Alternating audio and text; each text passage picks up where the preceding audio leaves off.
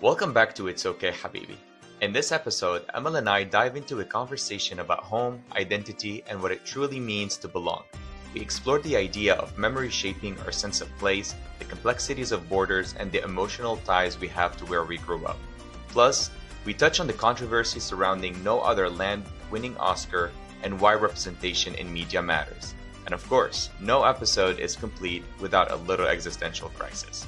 This time, about our personal relationships with death and why I've already planned my final brunch. So get comfy and let's get into it. Week 6, we are here. We are going strong. Yes, we are. So you're mentioning offline. This I was like, let's just click record. You didn't watch Wicked, and I didn't watch Lion King. It's just been a crazy week. So this week, I'm committing to do it. I'm gonna watch Lion King. Did you watch Lion King or not that either? I did not. That was also $20. I was like, for this, I should go watch everything in the theater. Okay, but Where? Wicked was on Apple for $20, and The Lion King, I don't know where that is, The but it was on. Disney, I probably. guess it was on Disney, yeah, and it was like $20 or $25, and I was like, for me, like just like I could go to the movies and It's pay like, less. yeah, and it's not something that you want to watch. It's like recommended. It's always like, I don't know if I want to do that. So we'll see. If you know for sure you like it, that's different. Well, I know I'll like it because you told me to watch Wicked, and I trust your taste. And my sister told me to watch The Lion King, and I trust her taste. So I know I'm gonna like it. So I'm just gonna support these projects Okay, to okay. watch them. The Oscars were yesterday, and I saw Wicked won something about design or something like that. I don't know, like outfit design and setup and something like that. They won 2 Oscars. Nothing acting or singing or anything like that. So I'm like, disappointing because I had high hopes, but there we go. I feel like I am not a good actor because I haven't watched the Oscars since Will Smith smacked Chris Rock. I honestly don't watch them either. I literally just went on ChatGPT this morning. I looked at, oh, did Wicked win any Oscars last night? Yeah, no. But did you hear No Other Land won an Oscar? Yes, That was yes. pretty So cool. there's controversy on that, and I'm fine with it, to be honest with you. Wait, Like, unpack the controversy first for people who don't know the controversy. well, do you want to speak? I haven't seen it. I don't know if you've seen it. I have not seen it either. Okay. Also a bad Palestinian. Today I'm just gonna be hard on myself. But what's it called? Well, the controversy that I know of is just some influencers were saying like this is not something to really celebrate because like Palestinians shouldn't need to have an Israeli co-sign their story for it to be credible and validated. And then other people were like, a Palestinian won an Oscar, like talking about settler colonial violence. That's a big deal. But what's the controversy you're talking? That's exactly that. It's Oh, okay. just, though, like my opinion, I mean, I haven't seen it, but I'm not bothered by it. I mean, the whole goal, again, is to highlight a situation that is happening. So, however we get there, doesn't matter. For me, at least, it doesn't matter. And at the end of the day, that's just my own opinion. Do you have generation of Israeli that are like have been born on this land for a while, even if in like Palestinians like, no, this is my land, I want to get it, and like let's just imagine wake up one day and yes, this is Palestinian land and this is like that's it, that's done. What do you do with all the people that has been, being born on that land and been living there? I'm not talking about, Israeli who like came from Europe where like I was like, okay, well maybe you can go back or whatever. But it's like at the end of the day, you need to find a way for both to kind of co-live and break that whole barrier in between the two. So that's kind of how I see it, If that is a way to go about it, I mean, I think that's pretty awesome. Palestinian just won an Oscar, and it was, with the help or with the co-signing of an Israeli. I don't know. I just think it's awesome. That's just my opinion. Maybe I'm wrong to think that. I think in this in this, you cannot really be wrong unless you're thinking that one group of people should be ethnically cleansed from the land or died, Exactly. then you're wrong. But no, I think also I saw someone else post, like I only watched the Palestinian man speak, and then the video cut off when the Israeli was speaking, but someone had commented like, how dare he mention like October 7th or something. So did you see what he said or not? I didn't see the whole speech. I saw a part of it, the short clips that I've seen, but not the whole thing.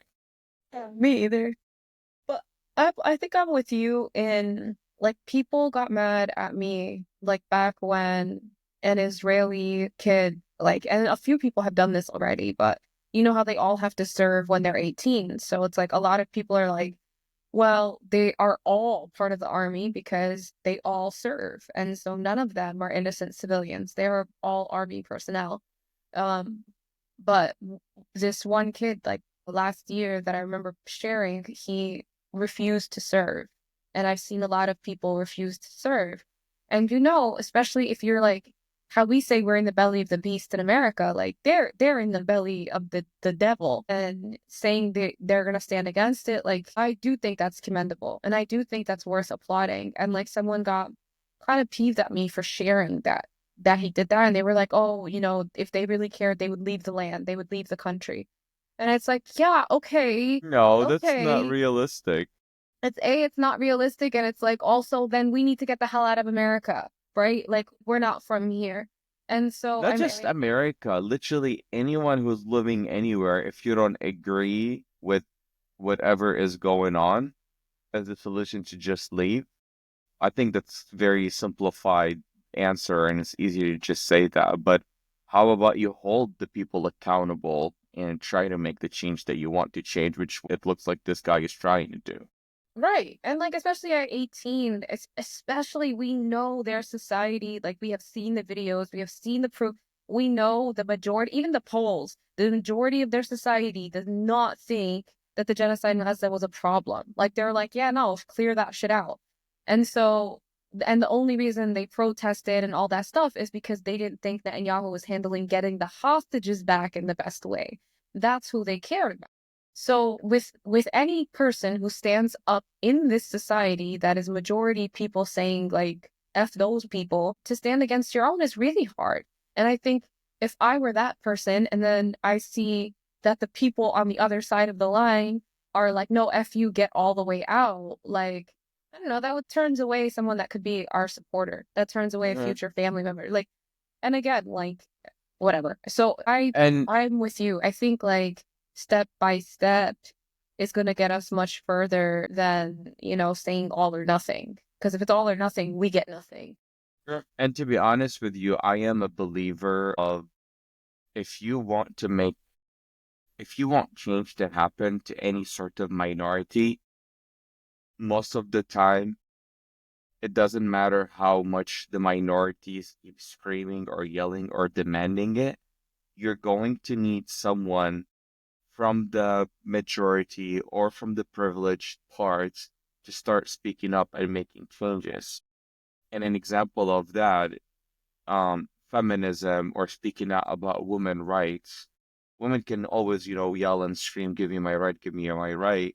But the only change is truly going to happen when I, a cisgender person, sitting on a table with a bunch of males and a decision is being made, and I'd be like, actually, Emma would be qualified for this. I think we should just give that job to her. This is where change start happening. Or you hear someone making a comment about just female or whatnot, and you speak up, say like, dude, this is not cool. Like, why are you doing that? I think this is where like the change start really happening.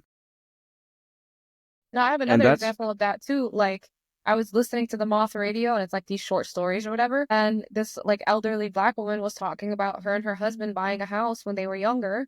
And of course, they were the first Black family moving into an all white town. And they knew they weren't going to get a house or a mortgage, like using their own name and their own faces. So a white friend had to go buy that house. Is that okay? No. But at the end of the day, they were able to move into that town and start the blockchain of other Black people moving into that town and making it safer because you needed help from somebody that is in the oppressor category.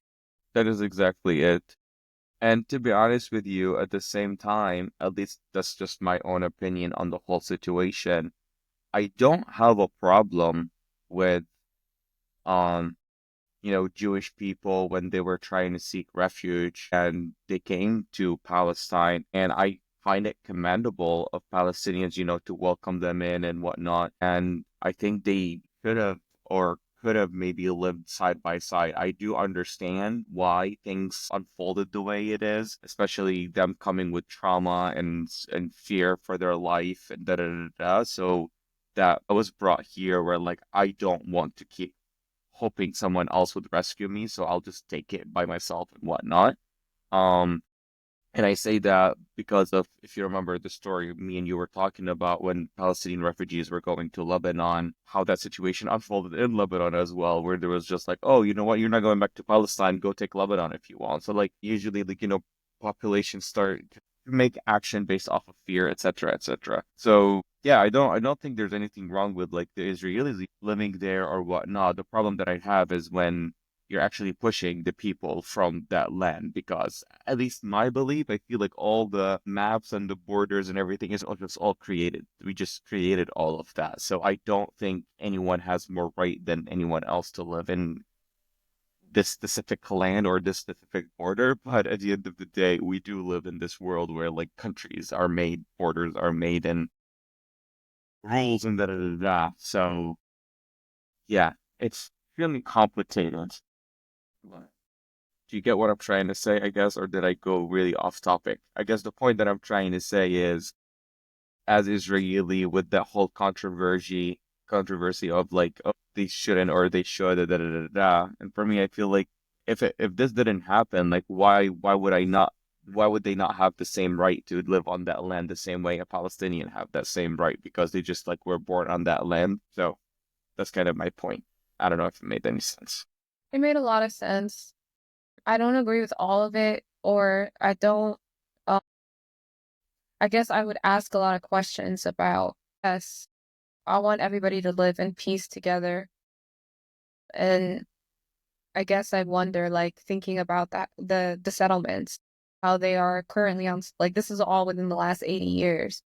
So it's not like we're looking back like 400, 500 years and like it's too hard to figure out whose family owned what house before they were dispossessed.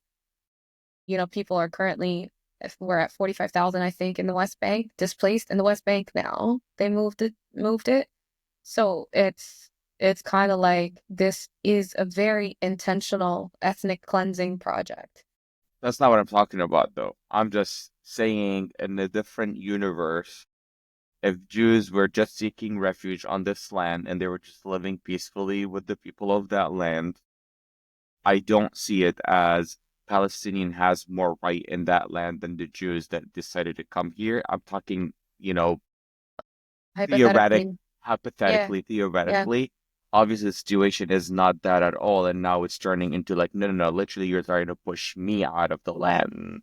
So I'm just taking it to the extreme where like I'm even okay with someone being like, you know what I mean? Because I feel the same way, and maybe I just have a different experience in this world than a lot of people because I never had a land. Like I don't feel that I belong anywhere. So I guess it's just easier for me because literally like the US was my first citizenship. So it's My just God. yeah. Wait, so you don't have citizenship in Lebanon?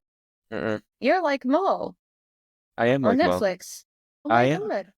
Yeah. So when you came here, similar to like something that happened on Mo, so when you came here, let's say you got in trouble or whatever, they wanted to deport you because of racism, whatever, they would have nowhere to deport you to? They don't know where would they deport me to because they can't deport me to Palestine and Lebanon is not really my country, even though I was born there. So I guess I'll just float in the ocean. I mean, I didn't get there to know, but I just don't know where else to go. Yeah, and Mo, they basically said one day, oh, I'm not gonna spoil it, never mind. Go watch Mo on Netflix. You can spoil it. You got 5 seconds to stop listening. Yeah, you got 5 seconds to stop listening. Five, four, three, two, one.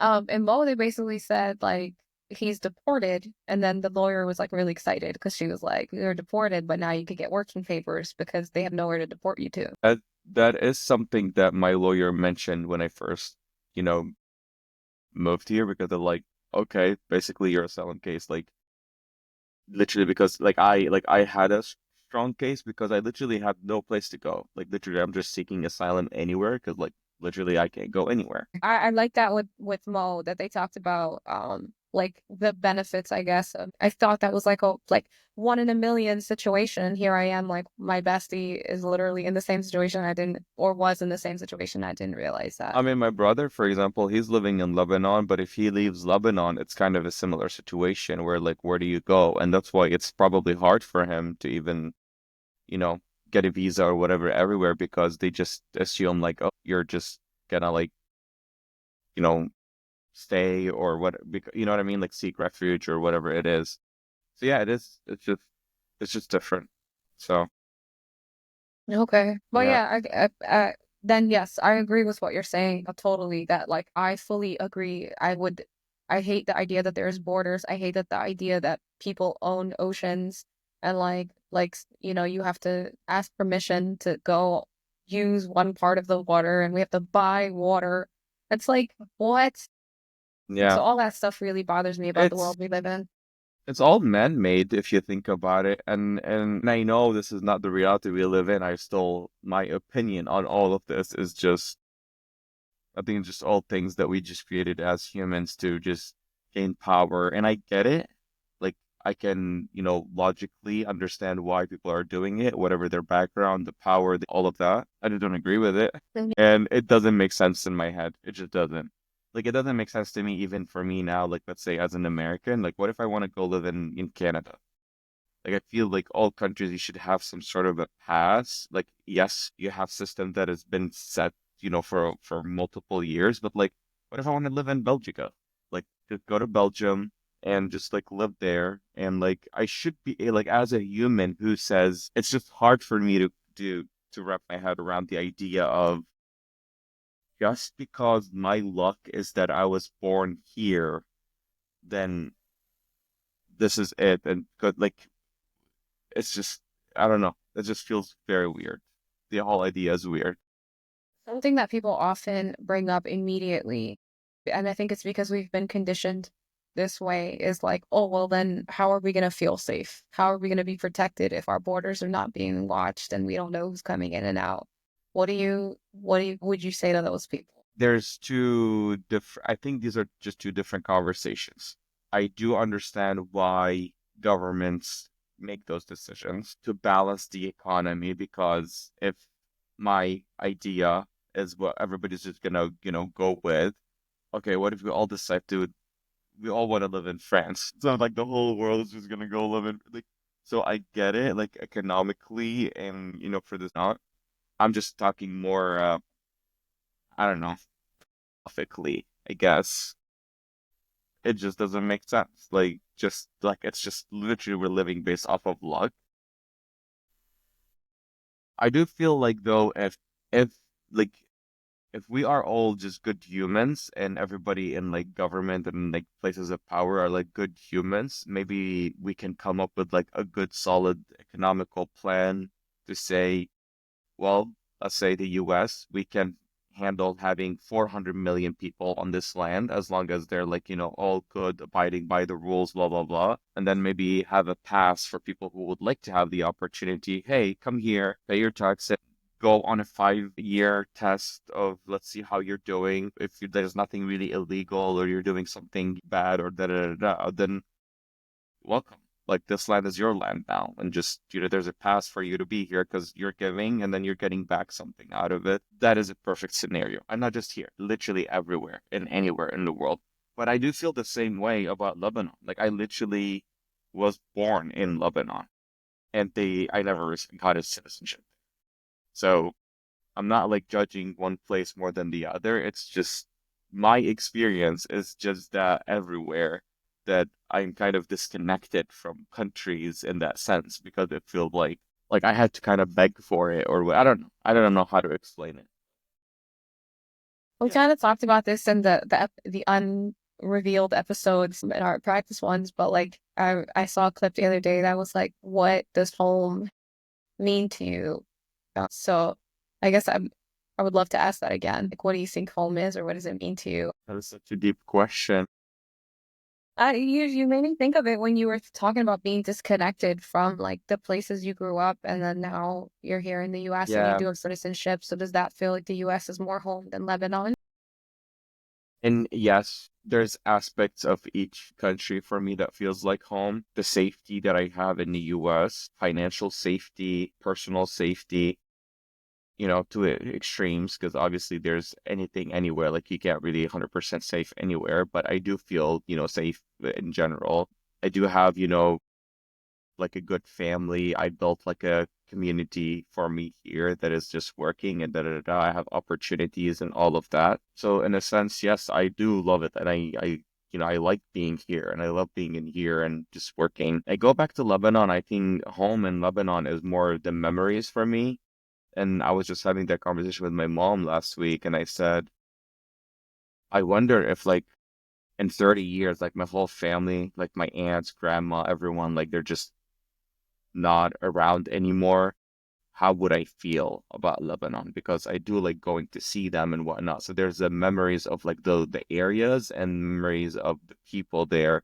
But if let's say the whole area gets bombed or like I don't know, earthquake happens and like everything, it's like does this land really matters that much? Because what I do like about Lebanon is literally those like little neighborhood and streets and da da da. And I know one of our early episodes I said like my heart was breaking on the videos of people going back to Gaza to their like own cities, and I'm like, where are the memories? Like what like I'm picturing in my head if I go back to Lebanon and like it's all rubble, like the memories for me, the emotions that I feel, like on my last trip, I went to this like small bakery that I used to stop by on my way to school for like the first 17 years of my life. And I saw the guy over there.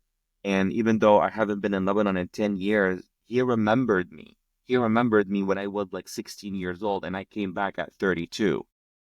And literally, I walked in, I was like talking to him, and my husband was there with me, and then he couldn't believe it because the guy was like, aren't you the brother of this guy who comes to this place? I'm like, yeah. And he's like, what? I've been wondering, where have you been? You used to come here and like get the zatat every day, like on your way to school. And I was like, what happened to you? But this bakery, like when I walked back there, it just brought up those memories. And that's what felt like home for me.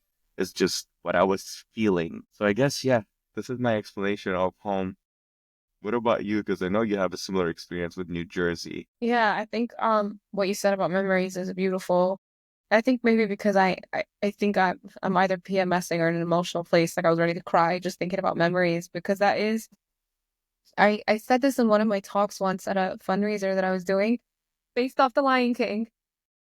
So in the original play that like Lion King is based off of, which I think is Hamlet or something, long story short, I was in actually why am I long story short? We got time. The philosophy class in college. How many tangents can I go on? We were studying Hamlet, and the father or something told the son, "Remember me." And I remember we like went over that line for a full class session. And the teacher was like, if you take apart the word remember, it means remember, put me back together. And that's what a memory is. Remember me, right? Because when you're dismembered, you're cut apart. When you're Yeah. remembered, you're put back together. And so, of course, like memories are home because it is the remembering of everything that makes you Mm. a person.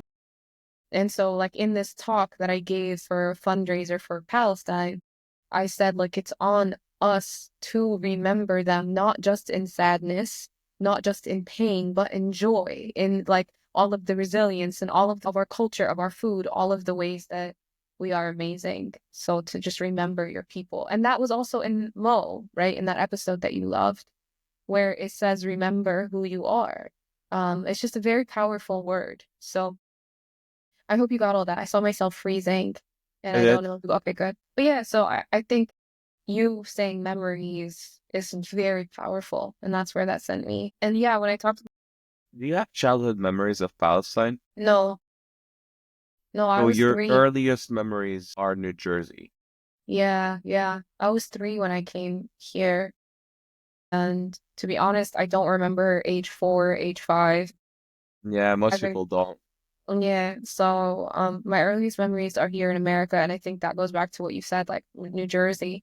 So in those episodes, maybe this will be on our Patreon when we set it up. If you want to support our Patreon, please do so. We'll put like some clips, maybe if Noel agrees, from our test run episodes there as special access. But yeah, I think New Jersey, like when I say I'm going to go home, this is because my sister, who is now the matriarch of the family, because my mom and dad are not here. My sister and brother, who are the matriarch and patriarch of the family, live in New Jersey. So that's one reason I say I'm going home to New Jersey. But then I remember laughing with you, telling you like it's weird because like all the places where I've had the most trauma is, Paterson, New Jersey. But when I go there, I feel like, I'm home. Like this feels good. But I think it's what you said. It's all the memories. And it just sucks that like a lot of my childhood was trauma.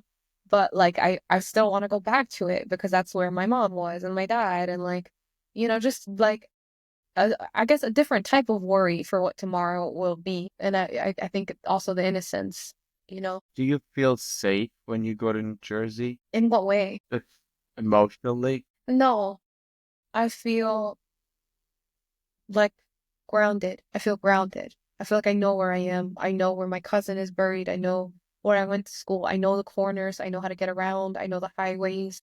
And so there's a knowing in New Jersey that in a sense can make me feel safe because, I know my way around.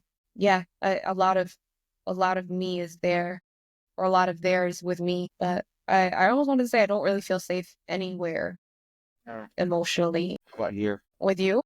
Like Tampa.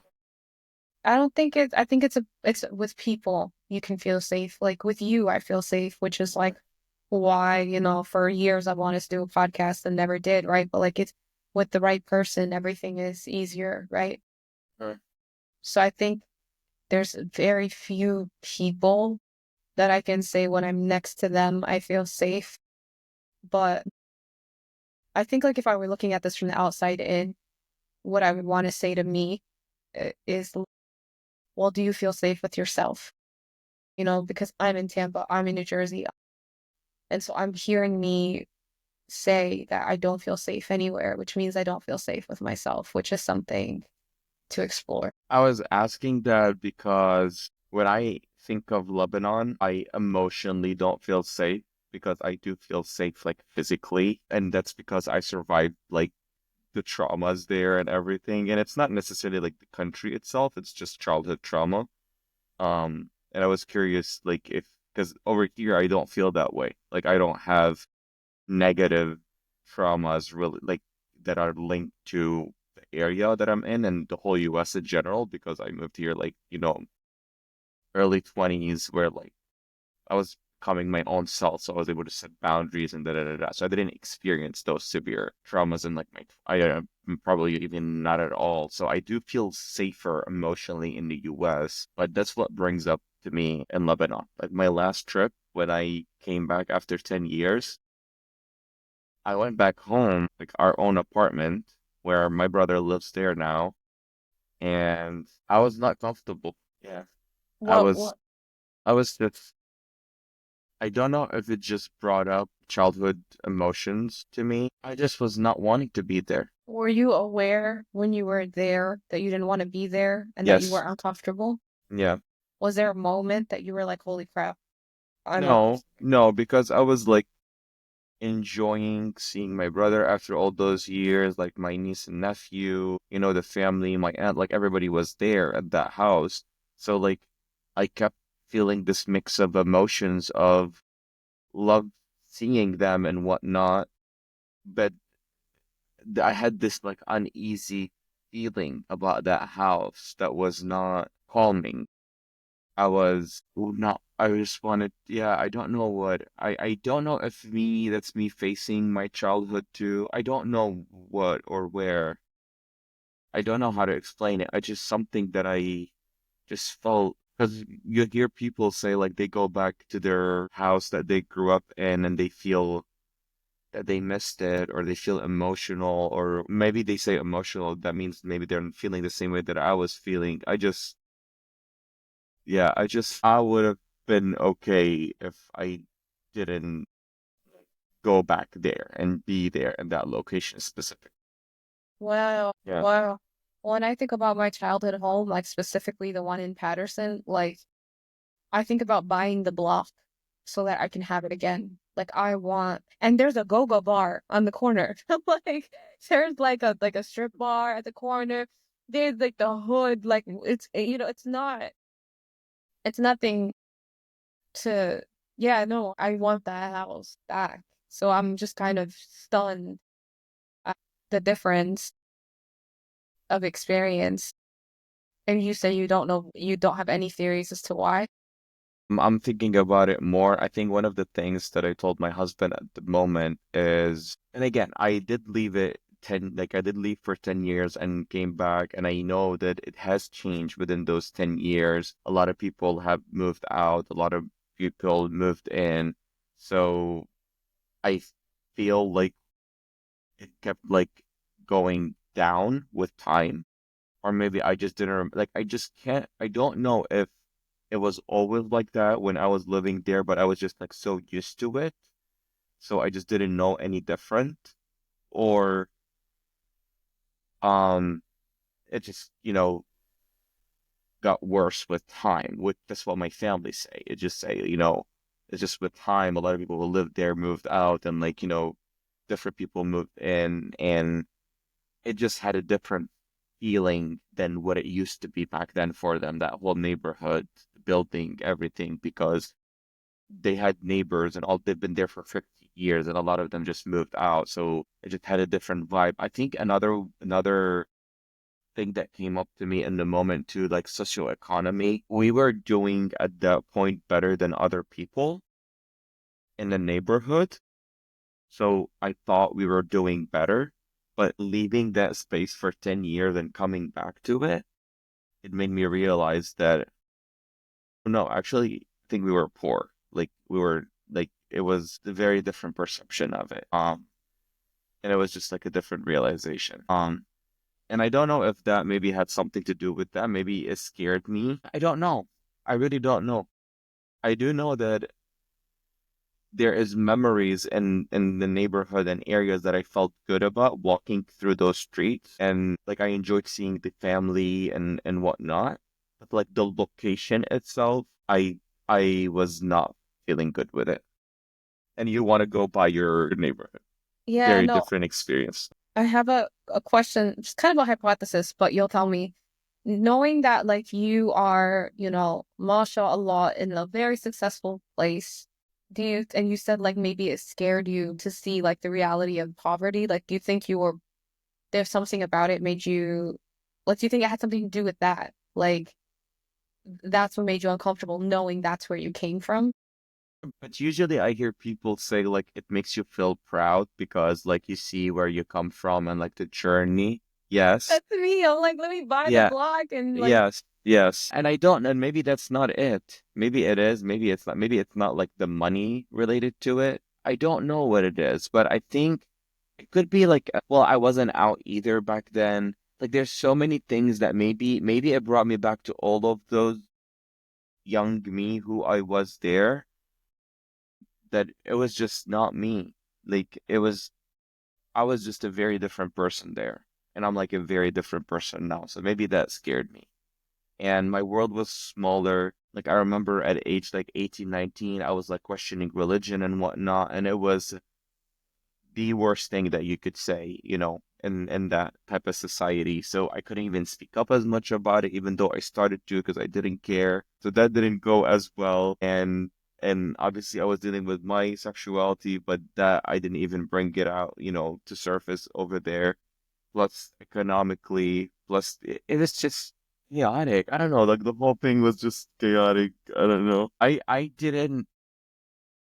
had good memories with good people and friends, but I don't think I was enjoying life living there. mm. And now when I go to visit Lebanon, I do enjoy it more.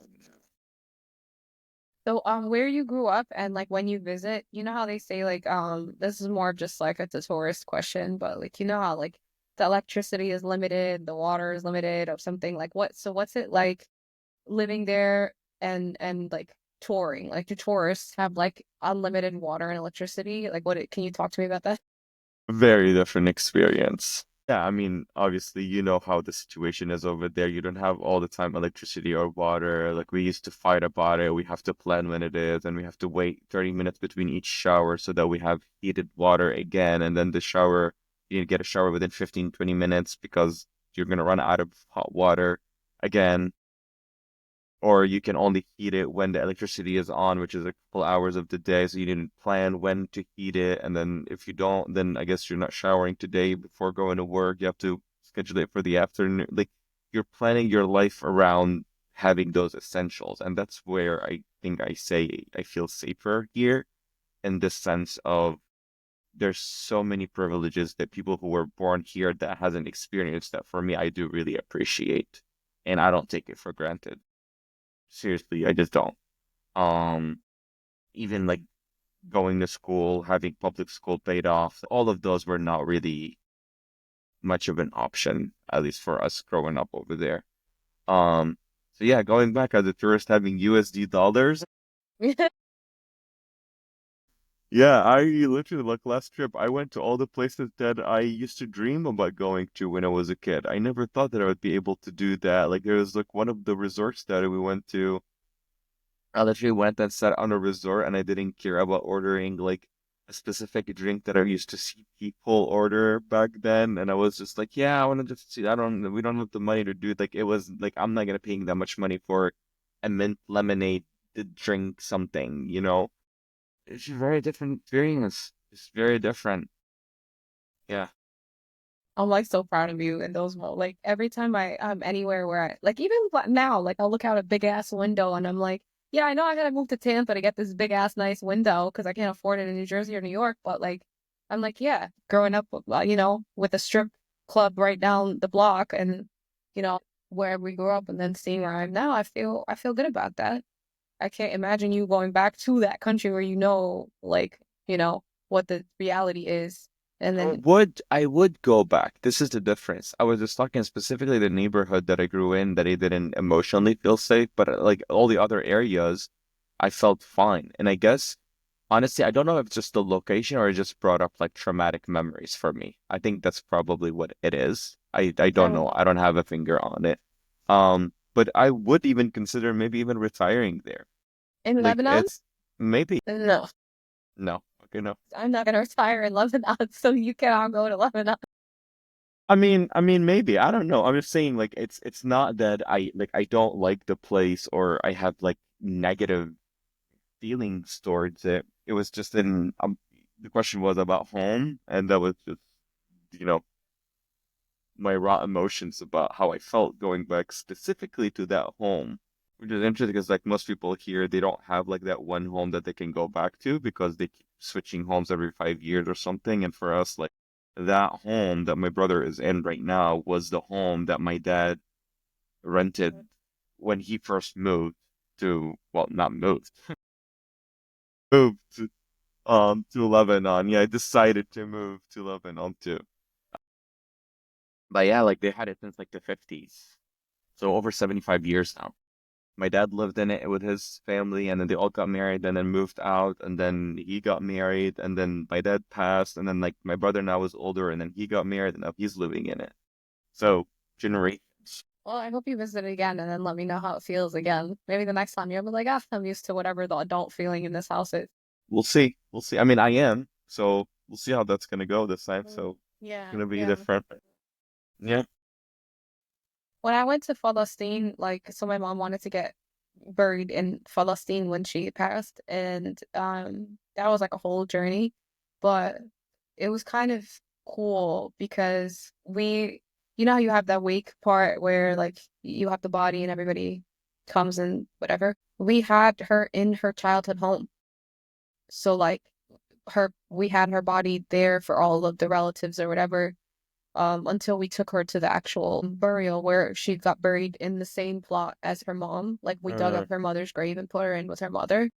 But like I just think about even my mom's journey to go home, Mm-hmm. and that's when she knew when she was gonna go that that's where she wanted to be was home. And I like to think about her being in the place where she played as a child and to be like an older woman, like gone. I don't know why that's coming to my mind, but like I wish, like going back to the start of this conversation, like when we talk about generations of pain and like who deserves to be there, like blah blah blah, like I don't know who has at this point my mom's childhood home, but like it would be great to have generations of a home in one place and like stand in the same place your grandmother stood, you know? Yeah. Even thinking about your dad's story where he had to rebuild the home and how that, now that's the only home you know, but that's not the only home Allah yarhamu he knew. So I don't know. I think that's just an interesting conversation for people to share. What is your definition of home? And you get as emotional as me just See, saying the like word. even my mom, she told me that if she passes like in the US, she wants to be buried here. Like it's not like she's indifferent if she passes here, then like she's okay with being buried wherever she passes, if it's here or in Lebanon. The Mm. only request is that she wants it to be, religious, where like we have a priest like through church and whatnot.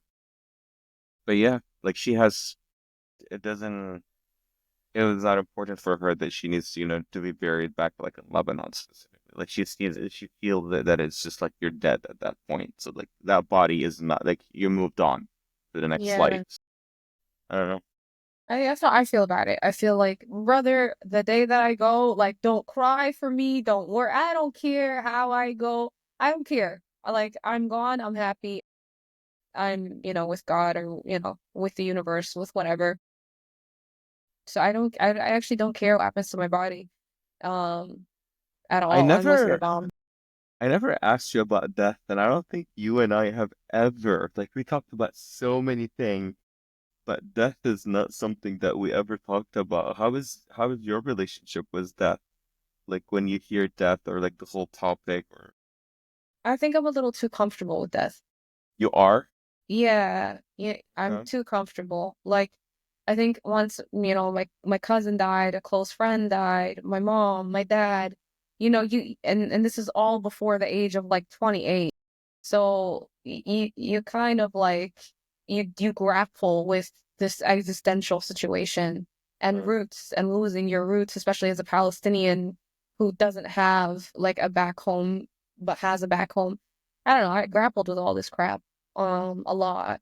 And I think it's almost like I'm too comfortable with it where I make people uncomfortable because I'll say things like, yeah, I don't care. When I die, I'm happy. uh, Right. But I also think a part of that is because I don't have children.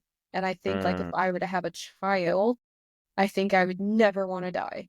Um, I assume. So right uh. now, unattached to any child and no parents to take care of, I'm like, this world, the next world, I'm gonna be like killing it in all the worlds. I don't really care. But how about you? My cousin was over yesterday actually, and she said I was listening to like episode 2, I think she said, or 3. I think it was 2. And then she said she thought it was funny that one of the conversations that we're talking, and you said something like, inshallah, like you'll live until like 80, or you gave a whatever number that was in the episode, and then she was like she laughed because like I didn't say anything to that at the moment, but my family all knows that I'm killing myself at 78, and she was like, she laughed. She was like, "Only you know," but she just thought it was like really funny that I just like went with it, and then she was like, "All you've been talking about is that you're killing yourself at 78." So yeah, Wait, why 78? That's hilarious. I am extremely comfortable with death, and I honestly believe that if we all give ourselves a specific date and time to die, we would make different decisions in our life. And I know I'm not religious, so some people can't even wrap their head around what I'm saying right now because, from a religion perspective, like you should not have the right to take your life. But for me, like I want to do like an assisted suicide type of thing where I looked it up, like there's places like you can go to like Sweden or Switzerland, and you can have like your family with you, have like the last breakfast together, and then you go to a room, and the room is like on the ocean. You open the windows, you're like sitting in bed, and they just come in and just like give you a little shot, and you just go to sleep, and like that's it. So yeah, that's how I would like to go. Like I like to have the option to have closure with the people that I want to have around me. I like the idea of that. Another point of it is I like to know that I'm going at this specific period of time. So I would like to have a plan of like, okay, I'm gonna retire at 60, I'm dying at 78, so I have 18 years. What do I want to do with the next 18 years? And I think this is just gonna like push me to do that. And I know people don't wrap their head around it because a lot of them think about, well, you're still, young enough, you still have a life to go. Like, fine, good, that's for you. But for me, it's just the idea of like knowing that number. I feel like it just gives you that drive and whatnot. Why 78? It was originally 75, but then eight when when I turned 78, like my actual birthday, 2 weeks before that, my husband and I would have celebrated 50 years of marriage. So that's kind of how I like came up with that. I was just like, you know what, like we're almost there. I'm gonna just kill myself. And then he still left. He was like, so you're just gonna kill yourself like a week later. Like, great, yeah, happy 50. And then like he's gone. So for now, that's the plan. I tell him like, hey, maybe you should come with me. Like we'll just go together. But he's not about it. So I might change my mind by then. I don't know, but right now I'm very like, this is my goal. This is my plan. That's how I see it. Okay, but here's a question for you that I'm sure someone else has asked you. You put 78, which is a nice old number. Well, not old, right? Like younger is getting younger. I mean, younger is getting older every year. But what if your number is actually like, God forbid, God forbid, God forbid, like 52? Yeah. Does that change how you live your life today? Well, I don't know that. That's the problem. Like Right. I'm living my life now based on 72. If my number is 52, maybe I probably yes.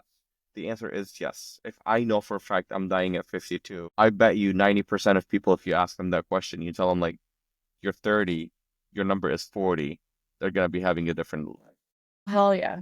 Hell yeah. I'd probably start an OnlyFans immediately. I got 10 years to You know feel what I bad about mean? it.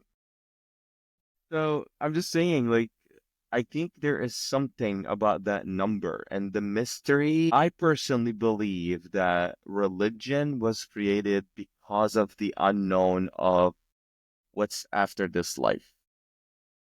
And we created a life based on the unknown of after this life. And having the not knowing that number or date doesn't help either because now it makes your life even more mysterious and more like I don't know what's gonna happen and I need to work harder, I need to save harder, I need to whatever, or I have time to do this, or I'll just travel when I'm 60 and retired, or when I'm 65 when I'm retired.